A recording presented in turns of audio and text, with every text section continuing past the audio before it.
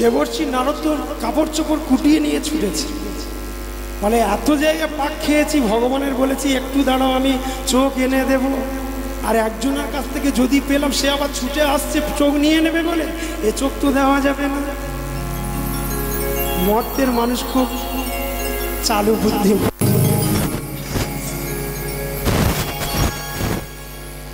চালাক আর চতুর দুটো কথার অর্থ আলাদা। যারা জড় বিষয়টাকে আঁকড়ে পড়ে ধরে থাকে, জমি জায়গা গাড়ি বাড়ি টাকা পয়সা, তাদের চালাক ভালো। আর যারা ভগবানকে ভজন করে, যে জন কৃষ্ণ ভজে সে বড়, তাকে চতুর বলা হয়। তা মর্তের মানুষ খুব চালাক, কিন্তু এই ভক্তটা বড় চতুর। বলে দেব আমি যদি মাঠ ভেঙে গিয়ে ধরি তাহলে ধরে ফেলবো। অশ্বিনী কি করেছেন জানেন বাবা?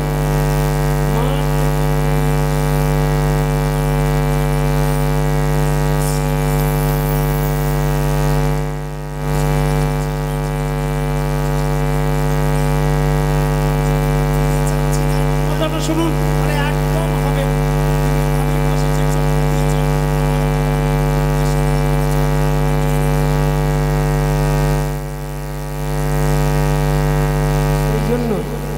বলে প্রভু গো,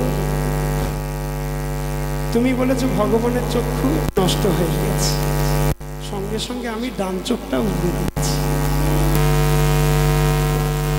বলুন ভগবানের কোন চক্ষুটা নষ্ট হয়ে গেছে?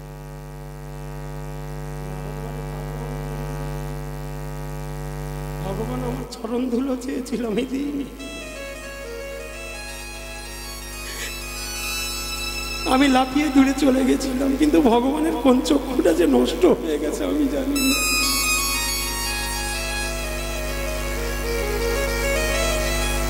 মর্তের অশ্বিনী বলছেন প্রভু, ভগবানের যদি ডান চোখ নষ্ট হয় তাহলে আমার ডান চোখ লেগে যাবে, অসুবিধা হবে না, কিন্তু যদি বাম চোখ নষ্ট হয়ে যায় ডান চোখে কোনো কাজ হবে না। তাহলে কি তুমি কি ডান চোখ ফিরিয়ে নিতে চাও? না প্রভু, আমি বাম চোখটাও পুড়ে দিলাম।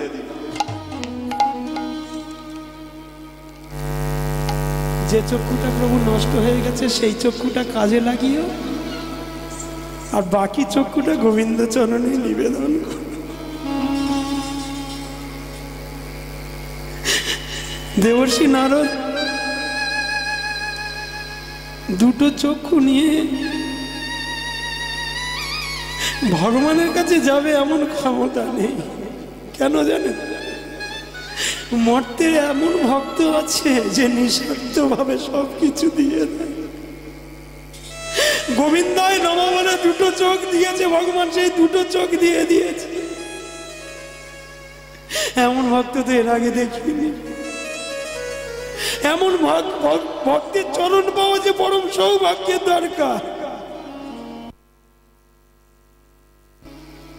আর আমি ভগবানের কাছে ভক্ত বলে জাহির করি, বড়াই করি, চিৎকার করে বলে আমার থেকে ভক্ত আর নেই। আমি তো চক্ষু দিতে পারলাম না, আমি তো দিলে দিতে পারতাম। ভগবান তো ভালো থাকতো, সুস্থ থাকতো।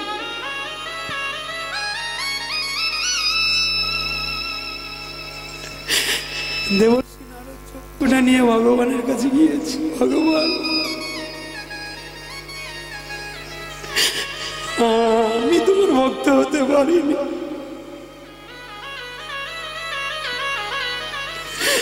আর আমি পারবো কিনা জানি না দয়া।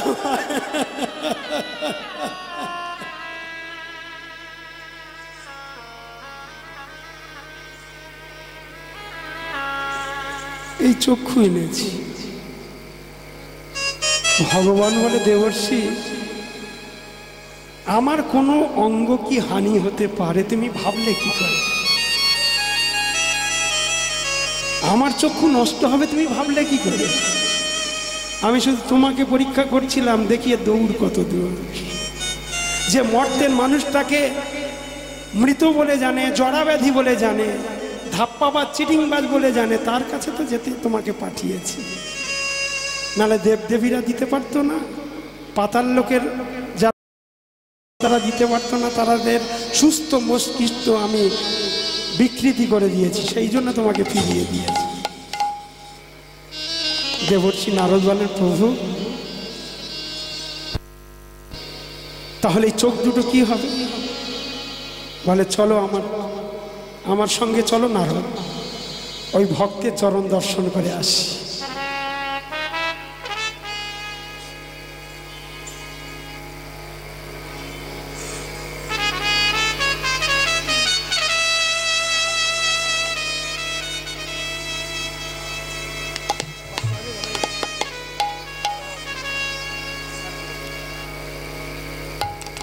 চলো ভক্তের চরণ দর্শন করে আসি। সেই অশ্বিনী তার দুটো চোখ তো অন্ধ নেই, সে বলছেন জগন্নাথ তুমি নাকি জগতের না, তুমি যদি জগতের নাথ হলে আমি কি তোমার জগতের বাইরে? বলো না দয়া, বলো না, তোমার কাছে কিছু চাই না, তুমি কৃপা করে আমি যে চোখ দুটো পাঠিয়েছি, যে চোখটা লাগবে সেই চোখটা তুমি গ্রহণ করো, আর আমি তোমার কাছে কিছু চাই না। ও গো দয়াময়,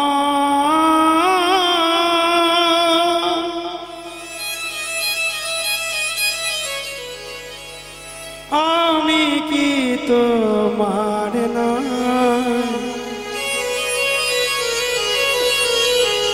তবে কেন এত ব্যথা দাও,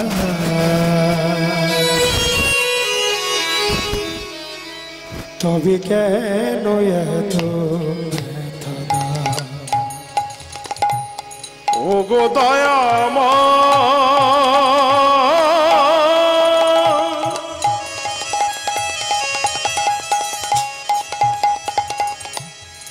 আমি কি তোমার না,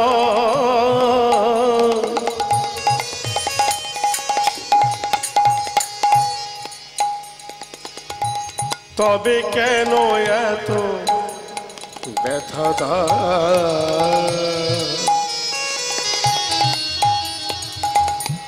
তবে কেন এত ব্যথা দাও? কোন জন্মে কি বা ভুলে, কোন জনমে কে বা ভুলে, মনে করে আমার কাঁদা, এমন করে আমার। ও গো দয়াময়, আমি কি তোমার না, তবে কেন এত ব্যথা দাও, তবে কেন এত ব্যথা দাও? তোমায় চেয়ে যদি করিব,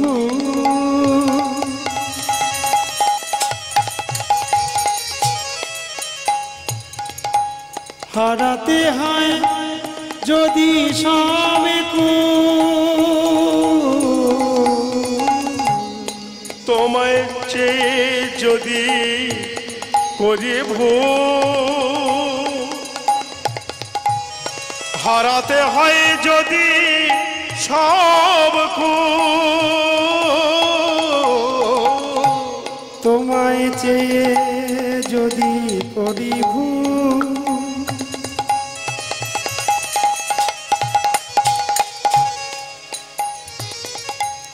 হারাতে হয় যদি সবে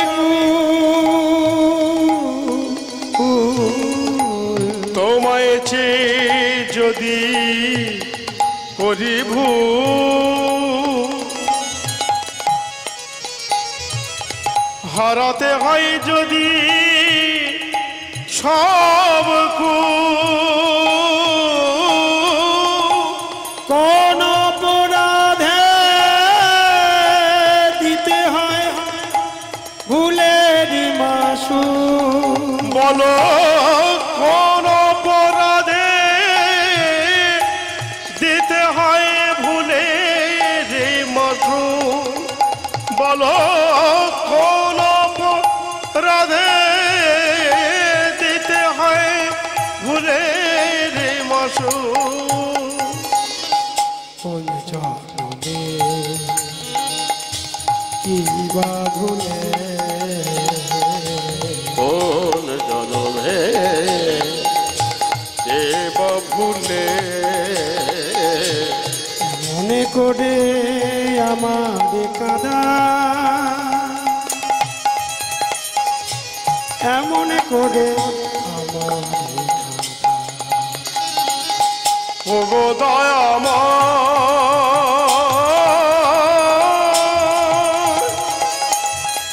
আমি কি তোমার নয়, তবে কেন এত ব্যথা দাও, তবে কেন এত ব্যথা।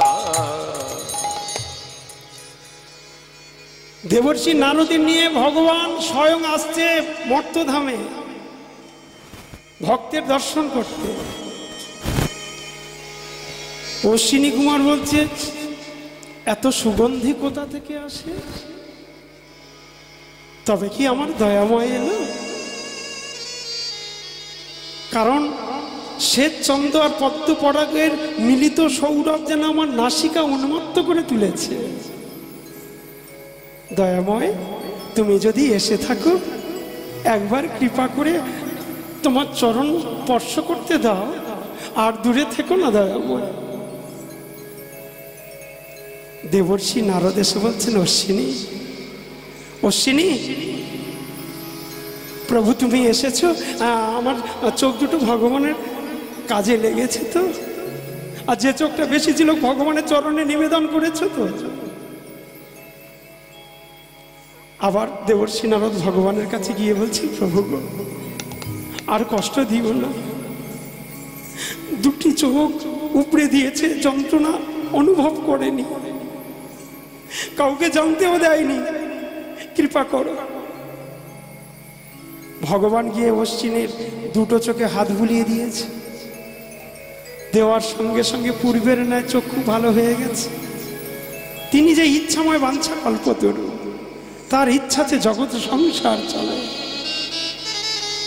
তার ইশারা না হলে সমুদ্রে জোয়ার ভাটা হয় না, তার ইশারা না হলে দিবারাত্র হয় না, চন্দ্র সূর্য উদয় হয় না, বৃক্ষের একটা পত্র পর্যন্ত খসতে পারে না।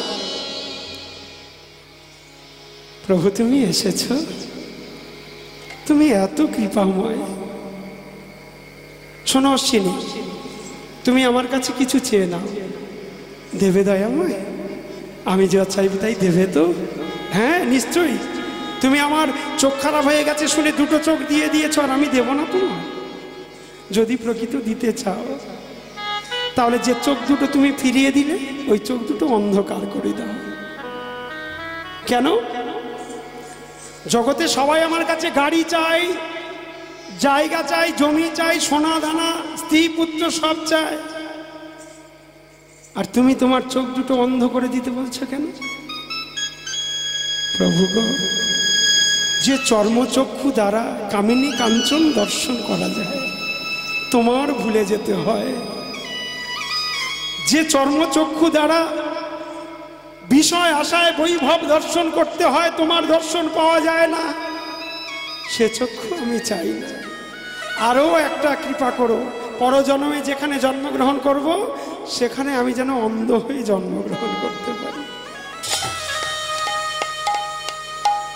কারণ ভগবানের চরণে প্রণাম জানালার সঙ্গে সঙ্গে দুটো চোখ বন্ধ হয়ে যায়। কি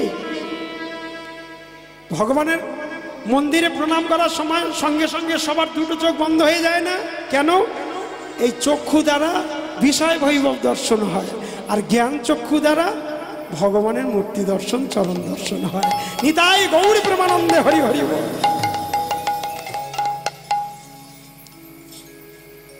ভক্তমণ্ডলী, এরপরে আপনাদের নিরঞ্জন করতে, আনন্দ দিতে হরিদাস বৈদ্য আসবেন। মহাশয়, তিনি আপনাদের মনোরঞ্জন করবেন, আনন্দ দেবেন। আর অল্প কিছু সময়ের মধ্যে আমি আপনাদের চরণ থেকে বিদায় নেব।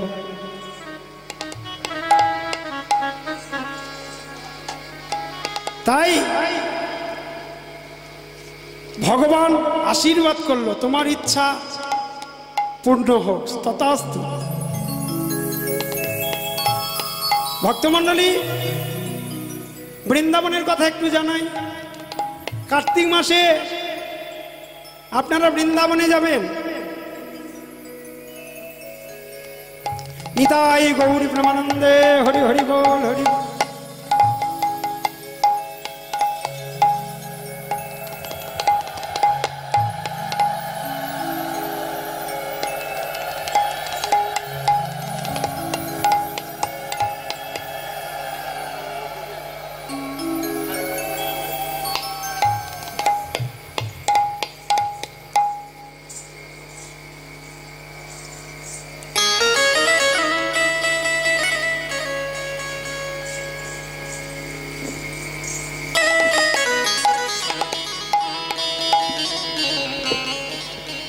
উপস্থিত সাধুগুরু বৈষ্ণব এবং আমার ভক্তমতী মায়েরা যারা উপস্থিত হয়েছে, আমি রেস্টে ছিলাম, নেমে এলাম। অসাধারণ কীর্তন হচ্ছে। আমি মায়াপুর ইস্কন থেকে এসেছি বহু পরিশ্রম করে। আমার এত ভালো লাগছে, আমি জীবনেতে কখনো এখানে আসিনি। নারায়ণবাবু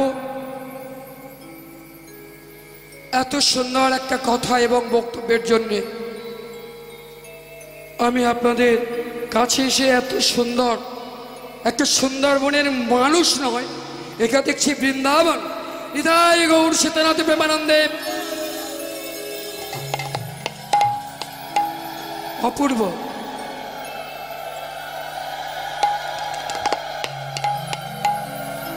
আমি একটা সুন্দর সময়টা আপনাদের নষ্ট করব না। আমি শুধু আপনাদের কাছে একটা কথা বলার জন্য এসেছি এখানে। আমার বাবা আমাকে ঠিক রাত 12টায় পালনটা দিয়ে দিয়েছে। আমার আসতে একটু দেরি হয়েছিল। আমি আপনাদের সবাইকে কথা দিচ্ছি, বৈষ্ণবের মুখে আপনারা, সাধুগুরুর মুখে আপনারা ভাগবত কীর্তন শুনবেন। আমি 14 বছর বয়সে চলে গিয়েছিলাম। আমি আশা করি সুন্দরবনের সমস্ত সাধুগুরু বৈষ্ণব ভাইয়েরা একজন কেউ যাবেন না। আমি করজোড়ে আপনাদের পদ যুগল ধরে আমি কামনা করছি এবং মিনতি করছি, আপনারা সবাই থাকবেন এই আশা রেখে আমি চলে যাচ্ছি। হরে কৃষ্ণ। কেউ যাবেন না, আমাকে আসার সময় দেবেন।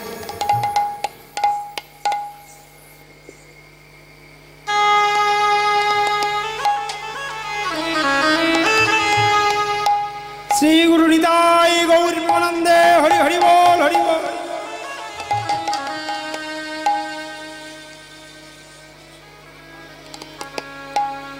নিতাই গৌর প্রেমানন্দে হরি হরি বল, হরি হরি বল, হরি হরি।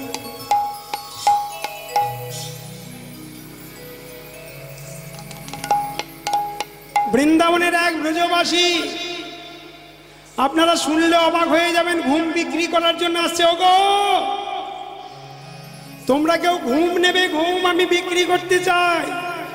আর একজন ব্রজবাসী ছুটতে ছুটতে আসছেন, বলছে আমি ঘুম কিনতে চাই, কিন্তু যে ঘুম আমি কিনতে চাই তুমি বিক্রি করছো কেন?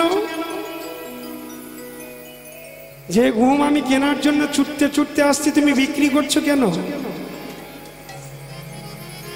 বলে কেন বিক্রি করছি জানো? আর আমি বিক্রি করছি, তুমি কিনবার জন্য আসছে কেন?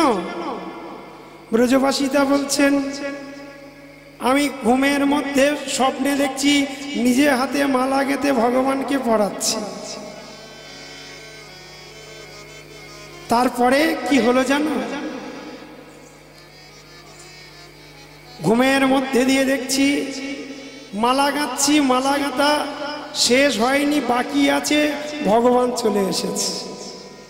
আমি সঙ্গে সঙ্গে ভগবানকে বললাম, মালা গাঁথা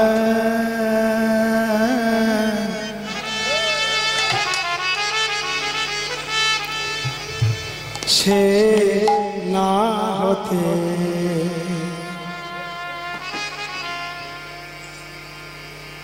তুমি এলে ঘরে। মালা গাঁথা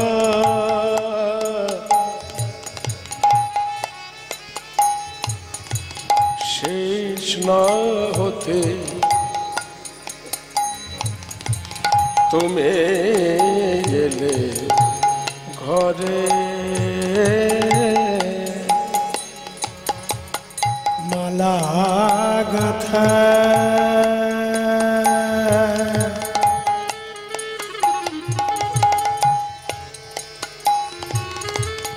সে না হতে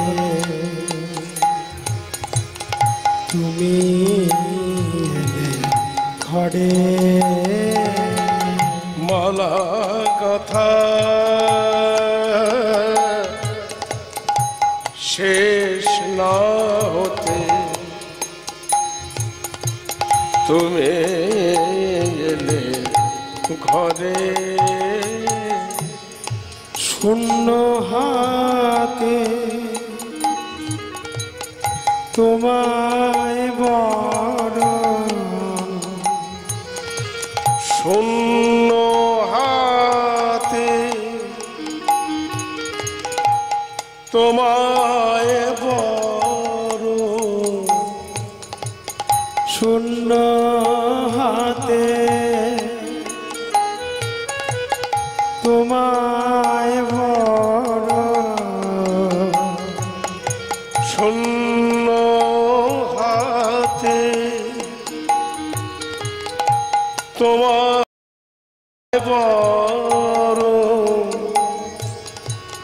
করেব কেমন করে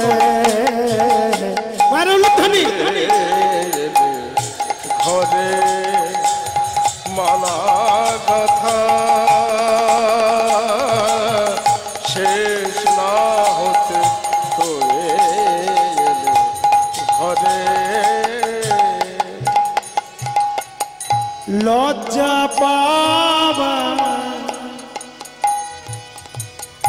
অবসর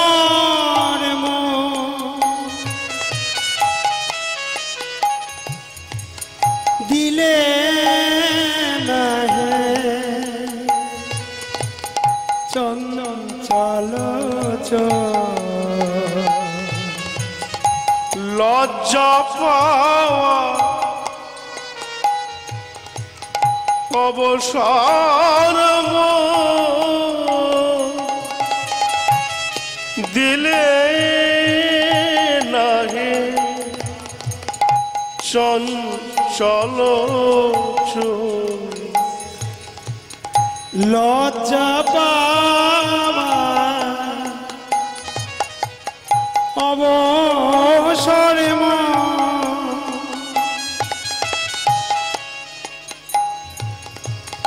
দিলে না হে চঞ্চল লজ্জা পাওয়া অবসর দিলে নাহি চঞ্চল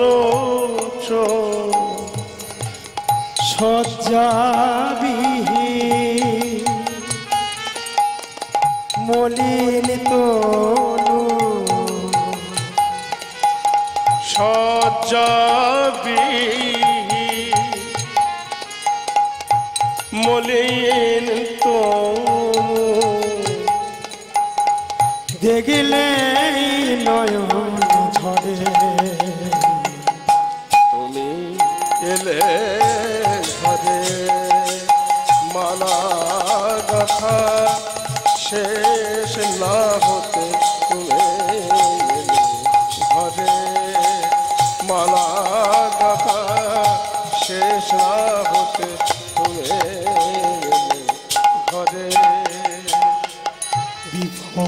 মালা ফুলগুলি হয় কোথায় এখন রাখি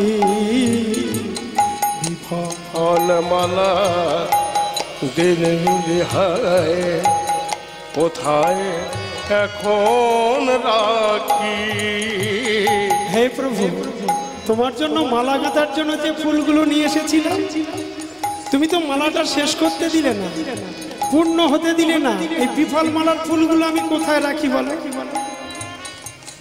বিফল মালা ফুলগুলি হয় কোথায় এখন রাখি ক্ষণে দাঁড়া ওই কুসুমে চরণ দুটি ঢাকি।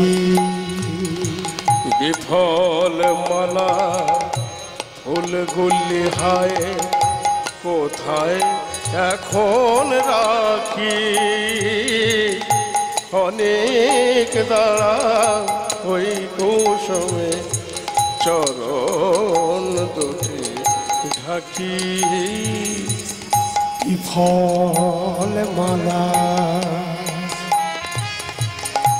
নয়ন হবে আরতির দিন আকুল কেশে পামছে আকুল কেশে পামছি করব বাতাস আঁচল দিয়ে আকুল কেশে পামছে করব বাতাস আঁচল দিয়ে। নয়ন হবে আরতির দিন নয়ন হবে আরতি দিয়ে ওর নয়ন হবে আরতির দিন নয়ন হবে আরতি দিয়ে তোমার পূজার পরে নিতাই গৌর প্রেমানন্দে হরি হরি বল। মালা কথা শেষ না হতে তুমি ঘরে মালা কথা শেষ না হতে তুমি ঘরে। স্বপ্নের মধ্যে দিয়ে যখন ভগবানের গলায় মালা পরাতে যাব, ঠিক এমতি সময় আমার নিদ্রা ভঙ্গ হয়ে গেছে। সখীরে, যদি আমার আর একটু ঘুম থাকতো, ভগবানের জন্য যে মালাটা গেঁথেছি সেই মালাটা ভগবানের গলায় পরাতে পারতাম। কিন্তু তুমি ঘুম কিনবে কেন? তুমি ঘুম বিক্রি করছো কেন? বলে ঘুম বিক্রি করব না, ভগবান আমার কুঞ্জে আসবে বলে কথা দিয়েছিল। দেখতে দেখতে সারা নিশি অতিবাহিত হয়ে গেল, সকাল হয়ে এলো, ভগবান আর আমার কুঞ্জে এলো না। সেই জন্য আমি ঘুম বিক্রি করে দিতে চাচ্ছি। আমি ঘুমিয়ে পড়েছিলাম, ঘুম থেকে উঠে দেখি ভগবান এসেছিল, এসে চলে গেছে, তার চরণ চিহ্ন রেখে গেছে। আমি যদি ঘুমিয়ে না পড়তাম তাহলে গোবিন্দ চরণ সেবা করতে পারতাম। যে ঘুমের জন্য গোবিন্দ চলে যায়, সে ঘুম আমি রাখতে চাই না, সেই জন্য বিক্রি করতে দিয়েছি। ভক্তমণ্ডলী, বৃন্দাবনের আরও বহু কথা আছে, এরপরে আবার দল উঠবে, তাই আমি আপনাদের চরণ থেকে বিদায় নিলাম। ওগো ভক্ত আরে ভগবানের মিলন হইল, ভক্ত আরে ভগবানের মিলন হইল, ভক্ত আরে ভগবানের মিলন হইল, ভক্ত আরে ভগবানের মিলন হইল।